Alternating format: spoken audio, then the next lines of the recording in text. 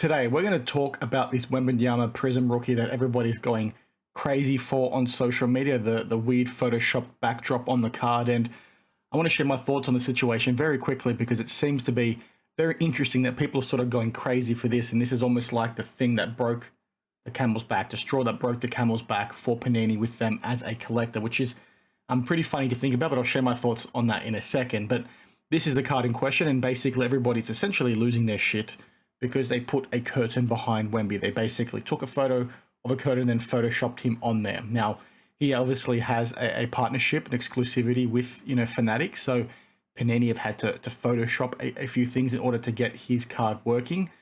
But it's just, very interesting they've gone down the path they have, and people are sort of saying, what the heck is Panini doing? I think I saw a video from Neo Cards and Comics earlier today with him basically saying this is another example of Panini, clearly showing they don't give a crap. But his points were incredibly valid because this is sort of like the final nail on the coffin from Panini, in my opinion. And it's very much strange that they would go ahead and use this curtain because whilst I don't think it looks all that bad, it is an incredibly stupid choice. I don't mind it because I guess it is something different, but it's so incredibly stupid how they wouldn't just, go for the full silver background like they used to do with Prizm and Select from like 2012 until 2015 or 16, if I remember correctly, where it would just be a plain background, plain silver or gold, whatever the refractor is, and then it would look awesome. But the fact they've gone ahead and done a curtain like this just looks incredibly amateur. And if you haven't seen Neo's video, I think it's this one over here, so please do, check it out. But it's just honestly surprising to go onto social media and see so many people go crazy for this and say, what the heck is Panini doing and all that kind of stuff. When from my opinion, we've been talking about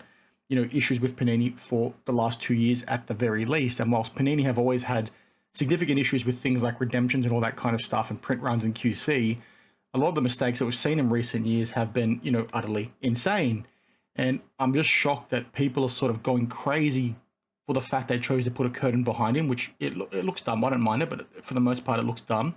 When they weren't blowing up when Panini, were handing out redemptions before they expired in a product, right? I've talked to this example many times. If, Soccer Immaculate from last year, essentially there was a Ronaldo redemption within there and it didn't expire until, midway through 2024, if I remember correctly, or March of 2024. And people were getting that card as a redemption replacement for other redemptions that Panini couldn't fulfill from years earlier.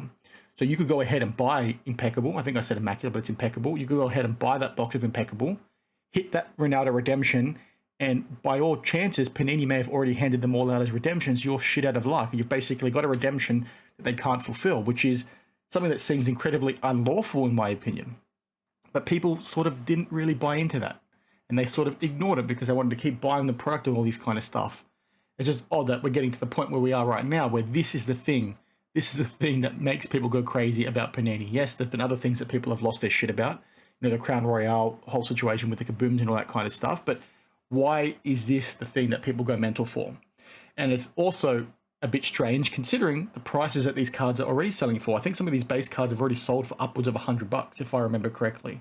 I don't think we've seen a silver sell yet. I should have clarified before the video, but they're still selling like hotcakes, right? So clearly, again, people still don't care as much as what they should, but it's just been funny to sort of see that pushback on social media, in particular from a few accounts on Twitter and all that sort of stuff, because people are literally going crazy. And it's like, well, guys, that's fair. Okay, you can be, really unhappy about this whole situation because it looks stupid and the amount of money they're charging for that box, it is unacceptable. Right? I'm not trying to defend Panini, but my point is there are far worse things that Panini has done in the last couple of years, in particular the last 12 months, with that Impeccable Ronaldo, amongst many other things that I've mentioned on this channel in probably the last 6 months. And I'll put some things on screen for you guys to reference as I'm talking.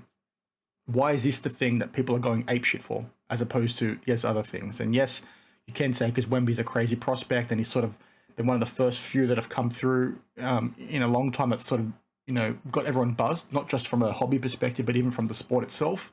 So maybe that's why it's getting all the attention that it is, especially with the whole Fanatics v Panini thing going on as well.